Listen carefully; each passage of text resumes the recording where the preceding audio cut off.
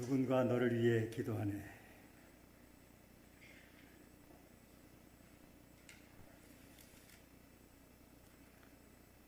누군가 나를 위해서 기도해 준다고 하는 사실을 알고 있는 것처럼 행복한 건 없습니다.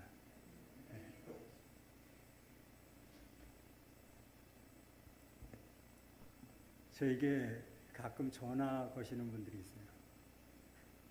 아주 오래전에 알았던 제 초등학교 때 선생님이 아직도 그분은 저를 위해서 기도하실 거예요. 왜냐하면 그분이 항상 전화를 해서 내가 너를 위해서 기도한다고 이렇게 말씀하셨기 때문입니다.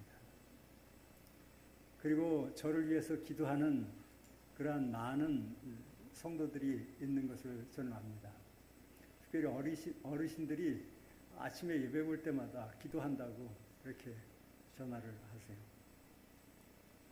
그처럼 힘이 되고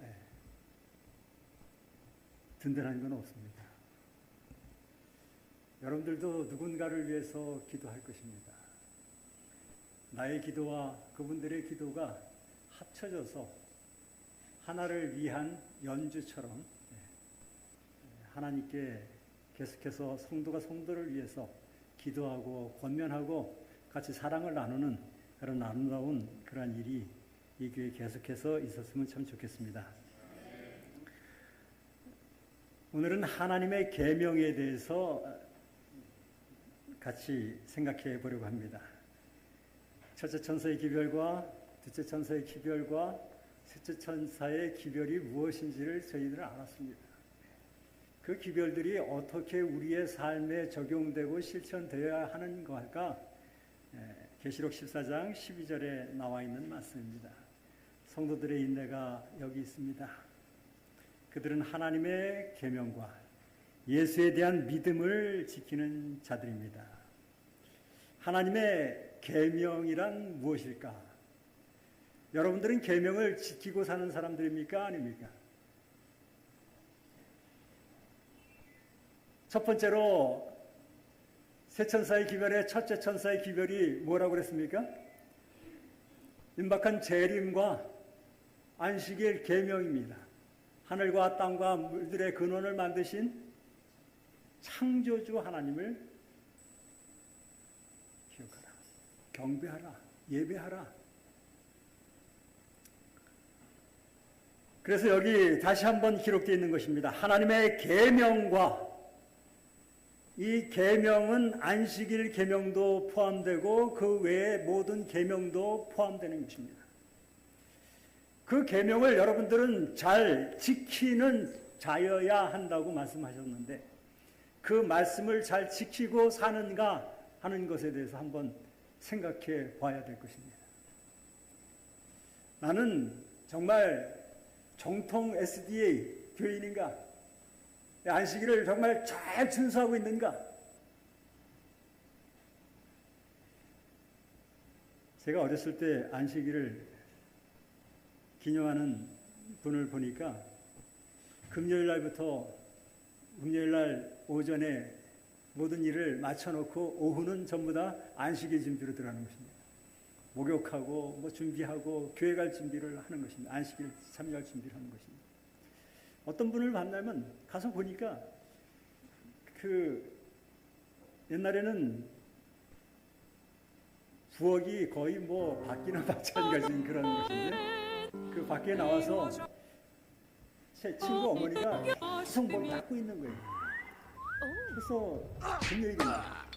뭘 닦고 계십니까? 가만히 봤더니 동전을 닦고 계십니다. 무슨 동전입니까? 그랬더니 무슨 동전이라고 그래요? 내일 헌금 드릴 동전이라는 거예요. 그리고 방에 들어갔더니 종이돈을 얼마 안 되는 돈이지만 다리미로 뭘 하고 계세요? 다리고 계세요. 안식일을 철저하게 잘 지키시려고 하시는 분입니까? 네. 우리는 어떻게 계명을 지키는가 하는 그것에 대해서 한번 생각해 보도록 하겠습니다. 그걸 말씀드리기 전에 오늘 시를 또 하나 가지고 왔습니다. 만약 내가 같이 한번 읽어보겠습니다. 시작. 만약 내가 한 사람의 가슴앓이를 멈추게 할 수 있다면 나 헛되이 사는 것은 아니리. 만약 내가 누군가의 아픔을 쓰다듬어 줄 수 있다면, 혹은 고통 하나를 가라앉힐 수 있다면, 혹은 기진맥진 지친 한 마리 울새를 둥지로 되돌아가게 할 수 있다면 나 헛되이 사는 것은 아니라. 내 삶에 무엇인가 남에게 도움이 되고 어떤 사람 가슴 아픈 것들을 좀 멈추게 해줄 수 있다면 헛되이 사는 것이 아닐 것이다. 누군가의 아픔을 좀 보다듬어주고 쓰다듬어주고 안아줄 수 있다면, 혹은 고통을 가진 그 한 사람의 고통을 좀 가라앉혀줄 수 있다면, 기진맥진에 지친 새 한 마리를 다시 한번 그 둥지에 가져다 줄 수 있다면 나 헛되이 사는 것이 아니냐. 사실은 우리 일상에 매번 일어날 수 있는 일이에요. 어쩌면 사소한 일들이라는 것입니다. 이러한 일들이 우리의 삶에 있어야 할 것입니다. 이러한 삶이 있는 사람들은 참 행복한 사람일 거라고 생각되었습니다. 작년 봄에 목회자들이 한 분의 장로님과 더불어서 이 지역 서부 지역 목회자들이 일본 오사카를 갔습니다. 명명은 뭔가 하면 이 SDA의 한국 SDA의 최초로 재림교회를 받아들이고 외국으로 나가려다가 돌아와서 한국에 와서 복음을 전한 최초의 재림교회입니다. 그분이 일본 고베에서 한 산속에 가서 일주일 동안 성경 공부를 하고, 그리고 산속에 가서 침례를 받고 그곳을 한번 가보자, 재림의 신앙의 뿌리를 한번 찾아가보자, 그렇게 계획을 세웠어요. 그리고 또 외국도 한번 가보자, 이렇게 계획을 세웠어요. 그래서 갔습니다. 얼마나 힘들게 돌아다녔는지요. 하루에 3만 보 이상씩 걸었습니다. 그리고 3일을 그리고 걷고 나서 집에 와 보니까 발바닥이 굳은 살이 되겠어요. 얼마나 아픈지. 그런데 제가 그곳에 있으면서 오사카에 다시 돌아왔을 때 세상에서 가장 맛있는 아이스크림을 먹었습니다. 이탈리아 본젤라또 아이스크림. 여러분들 드셔보셨어요? 그렇게 맛있는 아이스크림이 있는지 몰랐습니다. 본젤라또 얘기는 들었지만 그렇게 맛있는 줄 몰랐어요. 정말 맛있더라고요. 근데 그걸 누가 사주셨냐면 여러분들의 담임 목사님이 사주셨어요.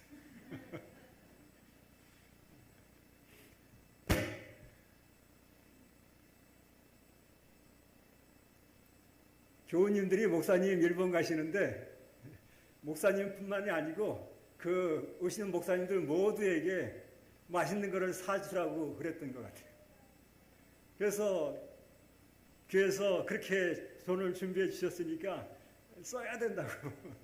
제가 어떤 박물관을 하나 안 들어가려고 그러니까 목사님이 제가 돈이 있으니까 내드리겠다고 그렇게까지 말씀하셨어요. 아무튼 오산교회 교우님들 덕택에 세상에서 가장 맛있는 아이스크림을 먹었습니다. 참 감사합니다. 그 본젤라또 아이스크림이 한국에도 있다고 그러는 거예요. 수원에도 있다고 그러는 거예요. 맛있다는 거예요. 맛이 같다는 거예요. 그래서 제가 오자마자 수원에 있는 이 본젤라또 아이스크림이라는 아이스크림 가게는 다 찾았습니다. 다 찾아서 갔습니다. 근데 그 맛이 아니에요. 반의 반도 그 맛이 안 나는 겁니다. 비슷하긴 한데 그 맛은 절대 아니에요. 참 귀한 아이스크림을 먹었구나 하는 그런 생각이 들었습니다. 왜 이 말씀을 드리는가 하면 몇 년 전에 제가 성지순례를 갔다 왔습니다. 여기 같이 가신 김정우 장로님, 안형희 집사님 계십니다. 안형희 집사님을 처음 뵀는데 식사하면서 어떤 집사님이 얼굴을 많이 익었는데 누군지 기억이 안 나요. 웃으면서 저에게 오시는데 누군지 몰라요. 우리 어머니 좀 비슷하게 생기셨습니다. 그래서 우리 어머니인가? 그래서 이렇게 얼굴이 익는가? 가만히 생각하고 이렇게 생각보다 많이 얼굴이 익는데 목사님 저 모르시죠? 그러는 거예요. 예, 기억이 안 납니다. 성지순례라고 얘기해서 그렇군요. 성지순례를 다니는데 얼마나 바삐 다니는지 이탈리아를 그 루터의 탄생 700주년이 돼서 그 다음 해에 갔습니다. 이탈리아를 통해서 이제 독일 갔다 이탈리아를 통해서 이렇게 가는데 이탈리아가 뭐로 유명합니까? 피자가 유명하고 곤젤라또 아이스크림이 유명해요. 가는데 아이스크림 집이 보이는데 얼마나 맛있게 생겼는지 정말 푸짐하게 여러 종류가 있는데 정말 들어가고 싶은 거예요. 저것 좀 한번 맛 좀 보고 갔으면 좋겠는데 그 시간이 없는 거예요. 일행을 쫓아다니려고 바삐 여러 군데를 다녀야 되니까 얼마나 쏜살같이 다녀야 되는지 거기 들어가서 그거 혼자 개인적으로 들어갔다가 이거 한번 사 먹을 시간이 없는 거예요. 저녁에 숙소에 들어오면 밤이에요. 잠자기가 두려워요. 왜냐하면 깨기만 하면 아침 새벽부터 뭐 해야 되니까 나가야 되니까. 젊은 사람도 이렇게 힘든데 저 어르신들은 어떻게 다니셨는지 모르겠어요. 자는데 다리에 쥐가 날 정도. 그래도 하나님의 은혜로 정말 좋은 것들을 경험했습니다. 하루는 저희들이 안식일이었는데 겟세마네 동산을 갔습니다. 겟세마네 동산이 어디에 있는가 하면 감난산에 있어요. 거기에 감람나무들이 있어요. 얼마나 오래됐는지 이 감람나무들이 그냥 휘어지고 구부러지고 그냥 다 늙은 것도 있어요. 아마 그 오래 사는 나무인데, 그 올리브 나무인데 이것이 예수님 당시에도 사람 살아 있었을 직한 그런 나무라는 거예요. 몇천 년을 산 나무. 야, 여기서 예수님께서 오셔서 기도하셨구나. 여기서 밤이 맞도록 비가 정말 땀방울처럼 떨어질 정도로 기도하신 그 곳이구나. 이곳에서 제자들에게 기도하고 있으라. 깨어 기도하고 있으라. 너희들이 이렇게 잠에 빠져서 어떻게 할 수 있겠느냐. 그렇게 간절히 피땀 흘리면서 기도하신 장소였어요. 얼마나 아름다운 장소였어요. 거기서 안식일 날 오후에 그것을 구경하고 맞은편으로는 예루살렘 성이 보이는 것입니다. 성전이 보이는 것입니다. 반짝반짝 금으로 덮인 그 예루살렘 성전이 보이는 것입니다. 안식일 날 내려오는데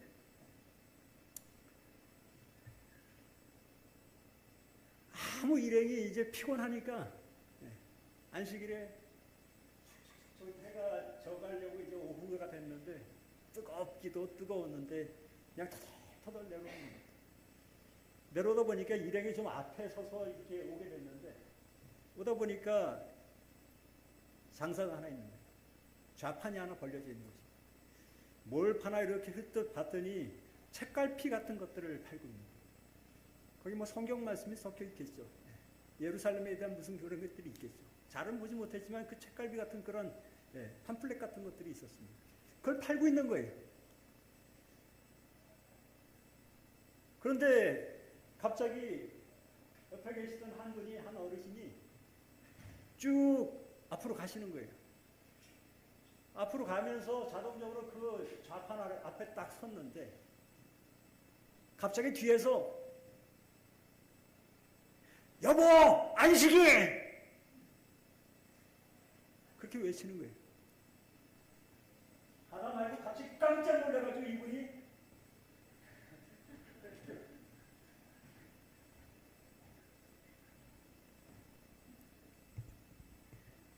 여보 안식이라는 그 외침에 모든 일행들의 눈이 다 어디에 맞춰졌어요? 그 어르신의 눈에 딱 맞춰졌어요. 이 어르신이 어떻게 해야 할지를 몰라요. 아닌 척하면서 쑥스러워하면서 발걸음을 돌리는 겁니다. 우리가 생각할 때 뭐예요? 안식일 날? 뭘 살라고 그러는 거예요? 저녁에 식당에 들어갔습니다. 그분과 같은 테이블에 앉아서 식사를 하게 됐어요. 이분이 이야기를 꺼내는 겁니다. 내가 막상 거기서 가서 물건을 사주려고 이렇게 갔는데 내가 거기서 멈춘 이유가 두 가지가 있다. 하나는 주머니에 손을 넣어보니까 돈이 없더라.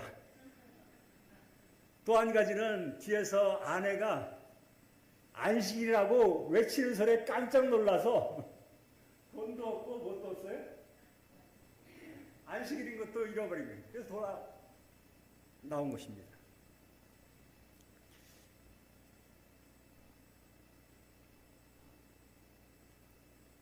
그분은 가는 곳마다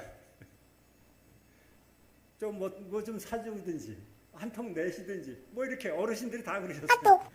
그렇게 하시는 겁니다. 아마 이탈리아 가서 아이스크림도 사주실 수 있었던 분이었을 것 같아요. 근데 뭐가 없어서, 시간이 없어서, 여유가 없어서 바삐 돌아다니기 때문에 그거 못하셨을 것 같아요. 저는 그날 갑자기 탁 머리를 치는 거예요. 저는 그날 예수님을 봤다고 얘기했습니다.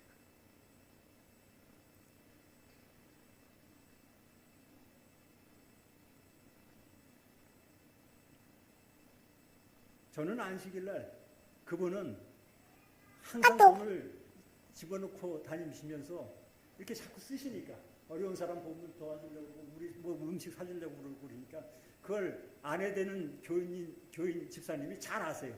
남편은 교회는 아내 따라서 오시지만 아직 뭐 침례도 안 받고 뭐 전부 교인이 아니에요. 그러니까 그 행동을 잘 아니까 그날 안식일 아침에 아내가 안식일임에도 불구하고 이 많은 목회자들 앞에서 돈 쓸까봐 안식일에 돈 쓸까봐 주머니에 있는 돈을 다 뺀 거예요. 빼갖고 본인이 다 안식일은 거룩한 거야 아무것도 하지 말아야 돼 하고 집어넣은 거예요.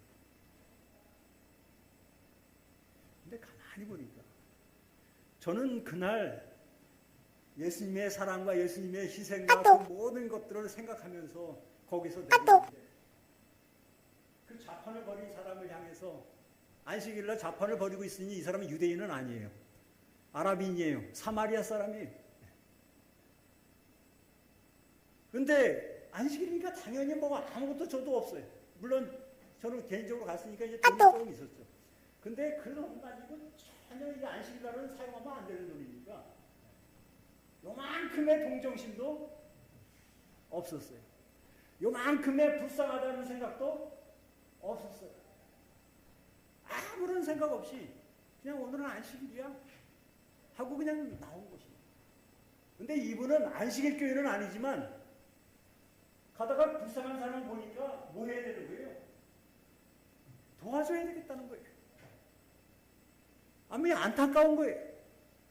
그런 마음이 있어서 발길을 돌린 거예요. 안식일이기 때문에 우리는 안식일 교회이기 때문에 안식일 오면서 준비한다고 모든 것들을 다 놔두고 올 수 있어요. 동정심도 사랑도 다른 거 다 빼놓고 교회에 올 수 있다고 하는 말씀입니다. 우리는 안식일 계명을 잘 지킨 겁니까?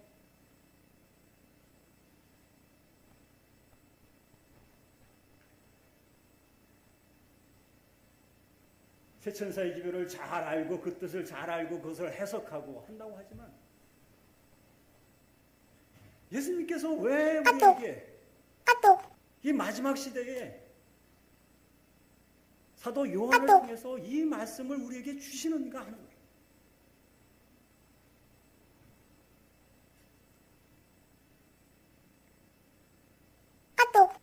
마태복음 20장 1절에는 이렇게 기록되어 있습니다. 천국은 마치 자기 포도원, 한번 같이 읽겠습니다. 시작.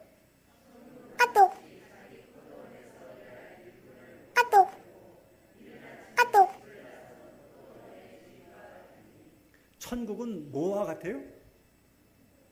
포도원의 주인과 같다. 여러분들, 이 주인이 아침에 일찍 일어나서 이른 아침에 일꾼을 고용하기 위해서 시장터에 나갔어요. 거기에 가서 일꾼을 구해와야 되니까. 그리고 아침에 그 이른 아침에 가서 내 포도원에 가서 일하라고 해서 그날 일할 달란트를 딱 계산을 하고 약속을 하고 집어넣었어요. 그리고 좀 시간이 지나자 9시에 또 나갔습니다. 또 나가서 또 일꾼을 찾아서 또 들여보냈어요. 그리고 또 몇 시에 나갔어요? 12시에 나갔어요. 정오에 나갔어요. 또 있으니까 또 데려왔어요. 또 포도원에서 일하게 했다는 것입니다. 그리고 또 나갔어요. 오후 3시에 또 나갔습니다. 그리고 오후 몇 시에 나갔어요? 5시에 나갔어요. 이제 일할 시간이 몇 시간밖에 없어요? 1시간밖에 없어요. 근데 나갔어요.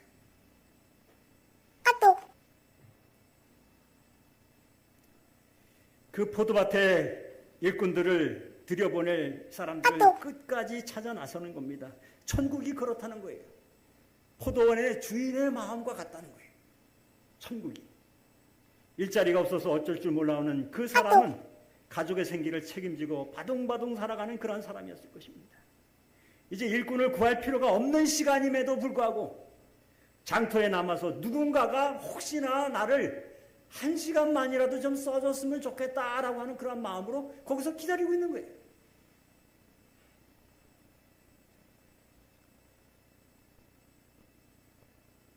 그 간절한 심정을 누가 알겠습니까? 누가 돈으로 생각하면 그 1시간밖에 일하지 못할 사람을 포도원에 집어넣겠어요? 찾을 사람이 없는 거예요. 그걸 알면서도 혹시나 하는 마음으로 나는 오늘 하루 종일 아무것도 벌지 못했어요. 집으로 그냥 들어갈 수가 없는 것입니다.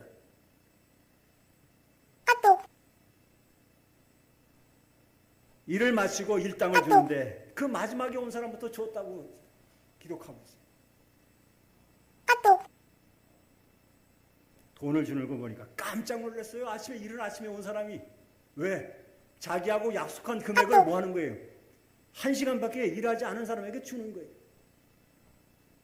이야, 이 사람 대단한 주인이다. 1시간밖에 일 안 한 사람에게 이렇게 하루 일당을 다 준다면 나는 도대체 온종일 와서 일했는데 얼마나 받겠느냐 기대에 찬 거예요. 그리고 3시에 온 사람, 12시에 온 사람, 9시에 온 사람 다 똑같이 주는 거예요. 돈을 받자 실망을 넘어서 화가 머리끝까지 차는 거예요. 도대체 당신은 어떤 사람입니까? 어떤 주인입니까? 1시간밖에 일 안 한 사람이고 아침부터 와서 이렇게 일한 사람을 동일하게 대합니까? 이거는 공정하지 않습니다라고 얘기하는 거예요. 불공정입니다. 정의가 무너지는 순간이에요. 불의가 눈앞에 펼쳐지는 거예요. 가만히 있을 수가 없어요. 말이 안 나올 수가 없어요. 일당을 약속받았지만 그거 받고는 그냥 뭐가 나와요? 욕이 나올 정도예요.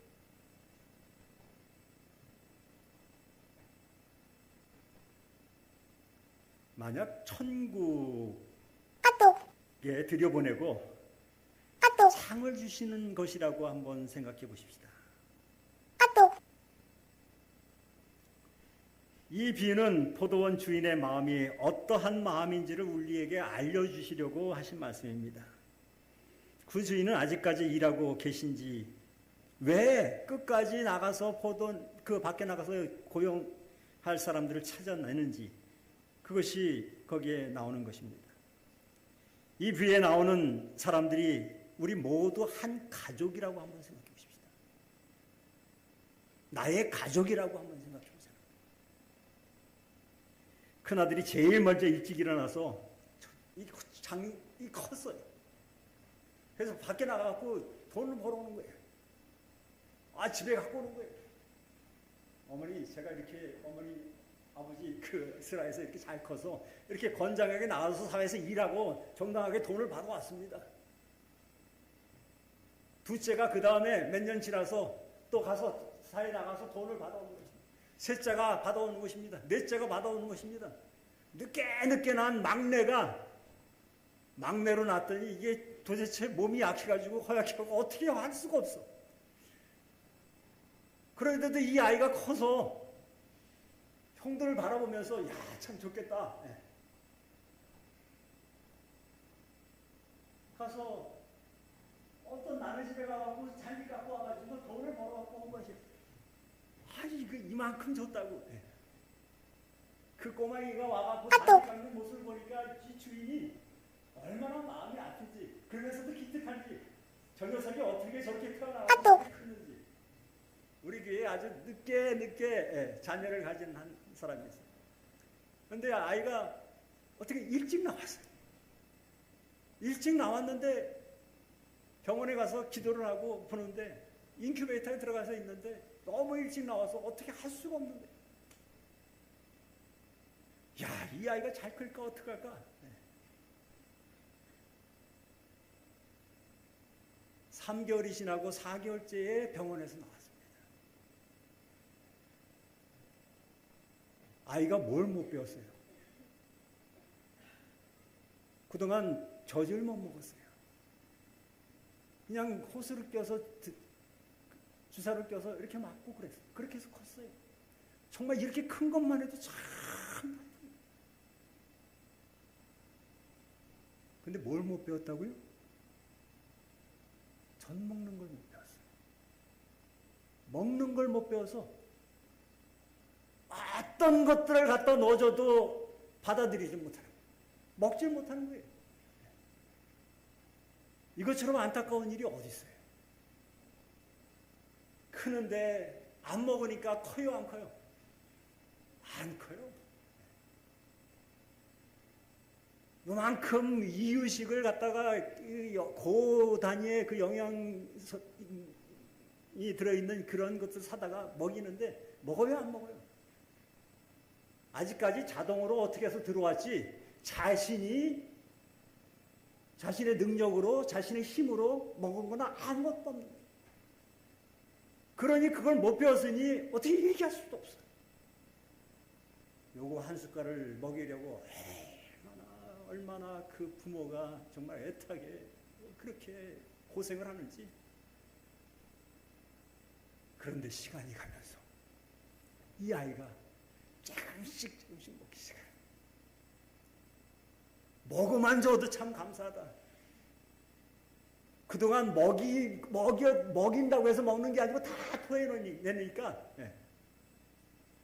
그냥 한 숟갈 그렇게 먹이면서 컸는데 지금 초등학교 가고 컸는데 누구보다도 활동하고 활발하고 누구보다도 말 잘하고 얼마나 잘 컸는지. 이 아이가 엄마 나 뭐 갖고 싶어요? 동생 갖고 싶어요. 그래서 이 집사님이 이 부부가 아이를 갖기로 결심했어요. 얼마나 행복한 일입니까?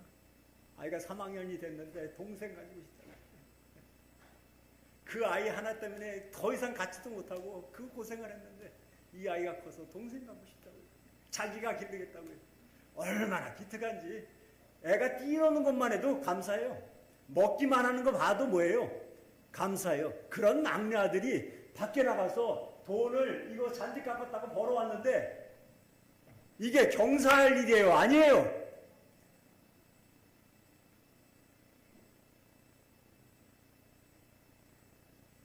천국은 마치 자기 포도원에서 일할 일꾼을 고용하려고 이른 아침에 집을 나선 포도원의 주인과 같으니 처음 혼자나 나중 혼자나 맏아들이나 막내 아들이나 다 하나님 보시기에 천국에 좀 들어갔으면 좋겠어.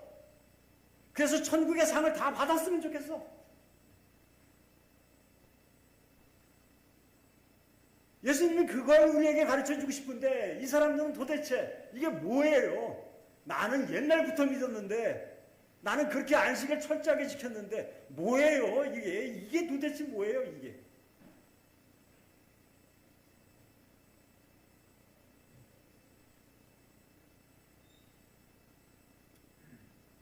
막둥아 오늘 나가서 어땠어? 일할만 했어? 너를 그래도 써주는 사람이 있었어? 괜찮았어? 힘들지는 않아?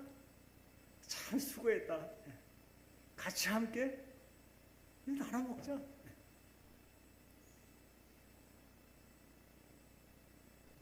여러분, 이 마태복음 20장에 나타난 이 주인의 마음을 이해할 수 있습니까? 없습니까?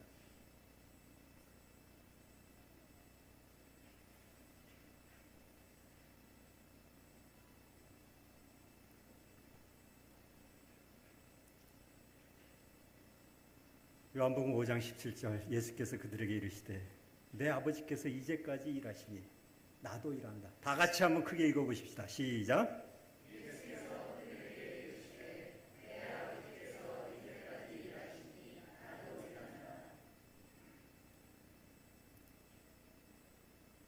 아버지께서 언제까지 일해요? 지금까지 일하시니, 오늘까지 일하시니 나도 뭐한다? 일한다. 아버지가 일하시는 건 뭐예요? 아들이 일하시는 건 뭐예요? 세상에 와서 사람들을 불러 어디 데려가시는 거예요? 천국의 포도원에 집어넣는 거예요. 우리에게 상급을 주시겠다고.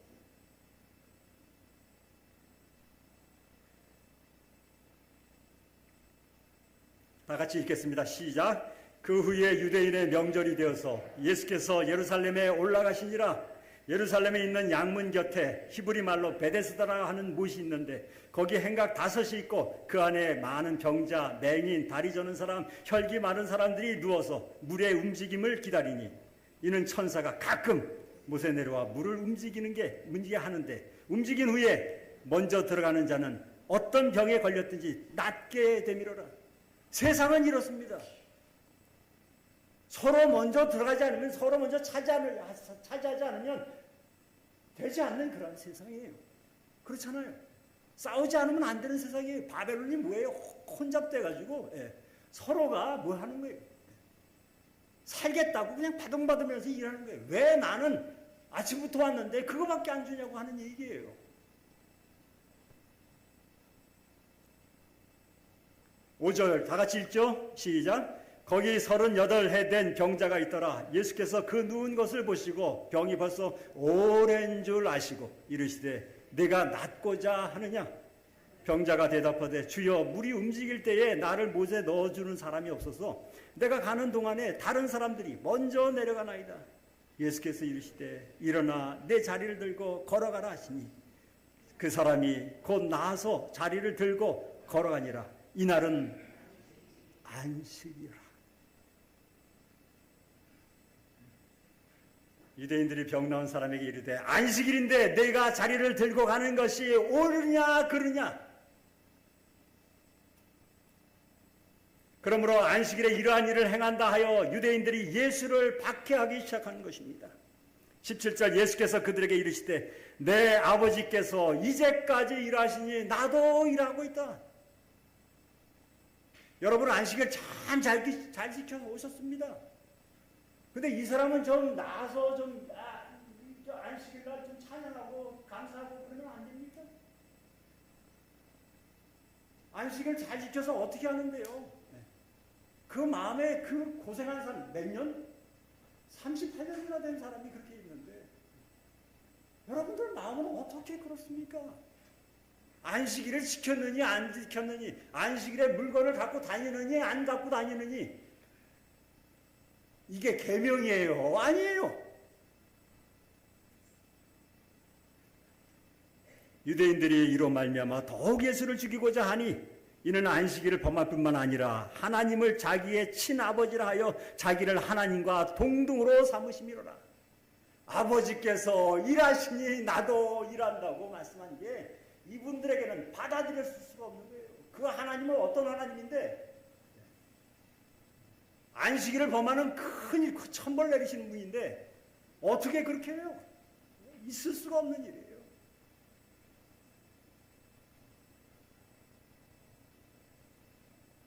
아니 다른 날도 있는데 왜 그날 고치십니까?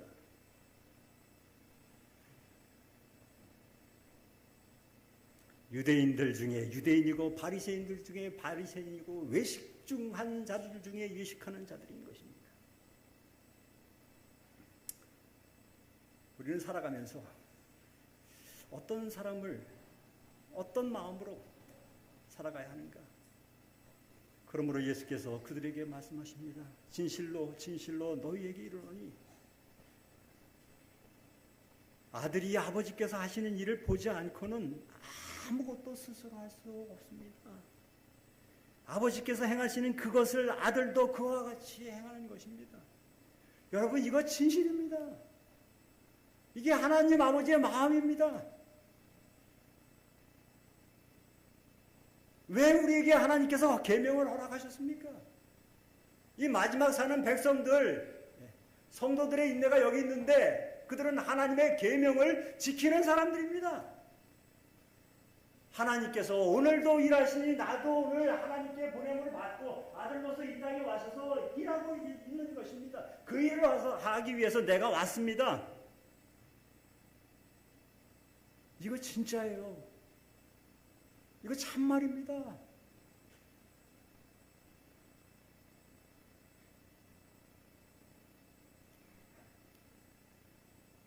일어나 내 자리를 들고 걸어가라 하시니 그 사람이 곧 나와서 자리를 들고 걸어가니라. 예수님께서 딱 세 마디 하신 거예요. 일어나라. 두 번째로 뭐라? 내 자리를 들고 걸어가라. 그리고 말씀하신 것입니다. 이날은 안식일이었다는 것입니다. 우리는 안식일을 어떻게 지키며 살아가는 사람들입니까? 찬미가 중에 우리 찬미가에는 없습니다. 주님의 마음을 본받는 자라고 하는 찬미가 있습니다. 주님의 마음을 본받는 자, 그 마음의 평강이 찾아오면 험악한 세상을 이길 힘이 하늘로부터 임함이로다. 주 모습 내 눈에 안 보이며 그 음성 내 귀에 안 들려도 내 영혼 날마다 주를 만나 신령한 말씀 늘 배우도다. 주님의 마음 본받아 살면서 그 거룩하심 나도 이루리. 진리를 알지니 진리가 너희를 자유롭게 하리라. 진리를 알지니 진리가 너희를 자유롭게 하리라. 진리를 알면 뭐 하겠습니까? 진리가 우리를 어떻게 자유롭게 만든다는 것입니까? 진리는 명사입니까? 동사입니까?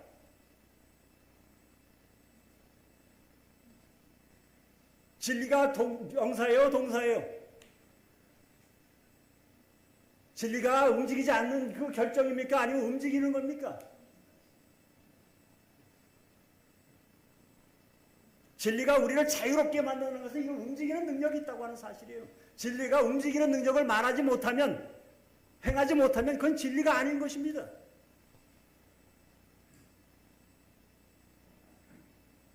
요한일서 5장 2절, 우리가 하나님을 사랑하고 그의 계명을 지킬 때에 이로써 우리가 하나님의 자녀를 사랑하는 줄을 아느니라. 하나님을 사랑하는 것은 이것이니 우리가 그의 계명을 지키는 것이라. 사랑이 명사입니까? 동사입니까?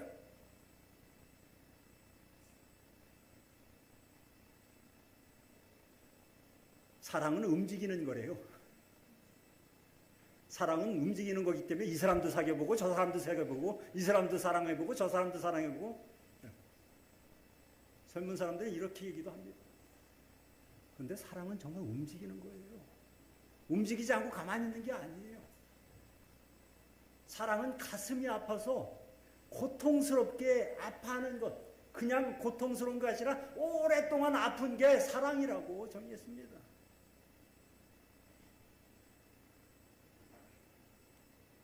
하나님을 사랑하는 것은 이것이니 그의 계명을 지키는 것이라. 그의 계명이 사랑이래. 한 청년이 예수께 왔습니다. 율법사입니다. 법을 잘 아는 사람이에요. 예수를 시험하기 위해서 왔습니다. 선생님, 율법 중에 어느 계명이 큽니까?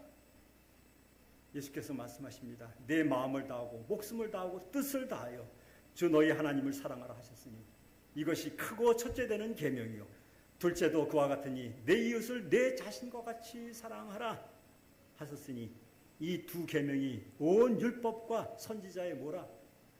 강령이라. 사랑은 명제가 아닙니다. 사랑은 행하는 것이라고 하는 사실이에요. 하나님을 사랑하는 것, 첫째부터 넷째 계명까지 지키는 것은 그것도 하나님께 드리는 경배고 그것도 사랑하는 것이고 내 이웃을 내 마음과 같이 사랑하라고 하는 다섯째 계명부터 열째 계명까지도 사랑의 행위를 통해서 세상에 나타나는 것입니다.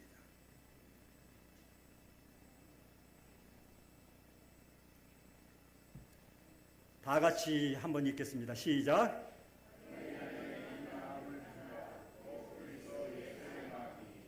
예, 다시 한번 읽겠습니다. 너희 안에 이 마음을 품으라. 곧 그리스도 예수의 마음이. 그리스도 예수께서 우리를 사랑하시기 때문에 오늘까지 일하고 계시다는 사실입니다. 우리는 제7일 안식일을 지키는 예수 재림 교회 교인들입니다. 오늘 새 천사의 기별을 통해서 마지막으로 우리에게 말씀하십니다. 성도들의 인내가 여기 있나니 그들은 뭐를 지키는 사람들이에요? 하나님의 계명을 지키는 사람들이라는 사실입니다.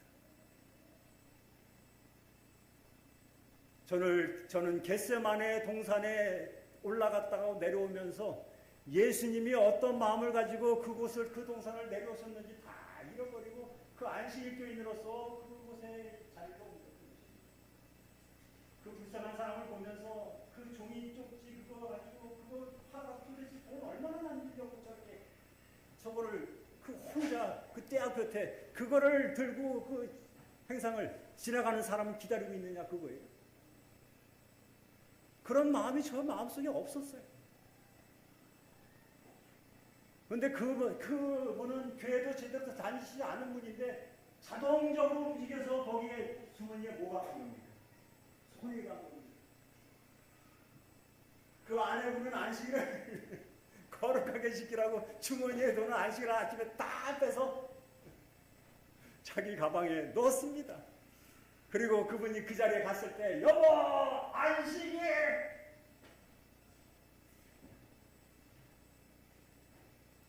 우리 모두 제7일 안식 예수 재림 교인이었습니다. 그분만 빼고 우리는 계명을 지키는 사람들이었어요. 예수님께서 오셔서 이런 진리가 진리라면 이런 진리가 진리가 아니다라고 말씀하시는 거예요. 예수님께서 계명에 뭐라고 그랬느냐? 살인하지 말라고 그랬었느냐? 나는 너에게 다시 말한다. 마음속으로 남을 미워하는 사람마다 미워하는 것도 뭐하다? 살인하는 거다.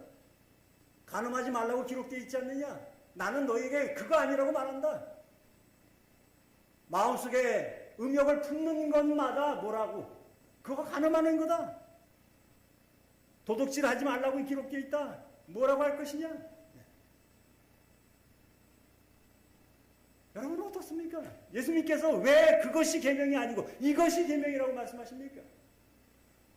그 교인들에게, 그 유대인들에게, 그 율법사들에게 그것이 계명이 아닙니다. 이것이 계명입니다. 라고 말씀하시고 계신 겁니까? 오늘 마지막 시대에 우리에게 하시는 말씀이 바로 그 말씀이라는 거예요. 제7일 안식일 예수 재림 교인들로서 저와 여러분 사랑합니다. 진리를 아는데 알면 뭐합니까? 예수님께서 그 환자를 보시면서 얼마나 오래 고통 당해 왔는지를 알았다고 성경은 기록하고 있습니다.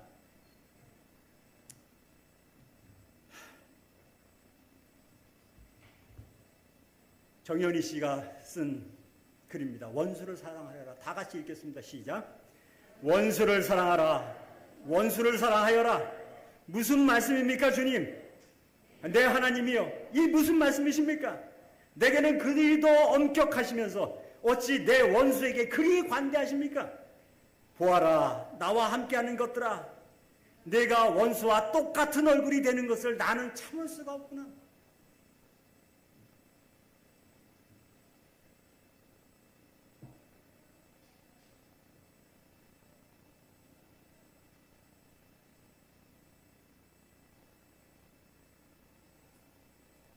옛사람들에게 말한 바, 옛날에 하나님께서 모세를 통해서 그 옛사람들에게 하나님의 계명을 주셨다는 거예요.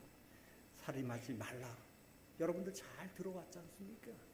나는 다시 말합니다. 살인하지 말라, 간음하지 말라, 아내를 버리려거든 이혼 증서를 줄 것이라, 헛맹세하지 마라, 눈에는 눈, 이에는 이로 갚으라, 이웃 사랑하고 원수를 미워하라. 하지만 나는 얘기한다. 원수를 사랑하며 박해하는 자를 위하여 기도하라.